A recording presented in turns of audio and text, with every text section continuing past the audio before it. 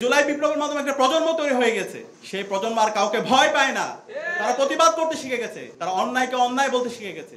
ঢাকা বিশ্ববিদ্যালয় ক্যাম্পাসে নিষিদ্ধ ঘোষিত ছাত্রলীগের সন্ত্রাসী কর্মকাণ্ড রুখে দিতে শিক্ষার্থীদের নিয়ে মাঠে নামার ঘোষণা দিয়েছেন ডাকসুর সহসভাপতি আবু সাদিক কায়েম। নিজের ভেরিফাইড ফেসবুক আইডিতে দেওয়া এক পোস্টে তিনি জানান, নিষিদ্ধ এবং বিতাড়িত ছাত্রলীগের সন্ত্রাসীদের নির্মূল এবং ফ্যাসিবাদী শক্তির বিরুদ্ধে আজ এবং আগামীকাল মাঠে থাকবে ডাকসু।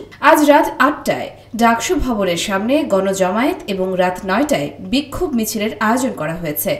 আমাদের অবস্থান পরিষ্কার। বাংলাদেশে ঢাকা বিশ্ববিদ্যালয়ের শিক্ষার্থীরা সবসময় সিদ্ধান্ত উত্তর রেখেছে, তারা সবসময় সত্যকে সত্য বলেছে। বাংলাদেশের জাতীয় রাজনীতি কেউ যদি বিচ্যুতি করতে যায়, কেউ যদি ফেসিবাদ বাংলাদেশে কায়েম করতে যায়, ঢাকা বিশ্ববিদ্যালয়ের শিক্ষার্থীরা তারা আবু সাইদের মতো, তারা ওয়াসিমের মতো, তারা শান্তির মতো তারা দাঁড়িয়ে যাবে।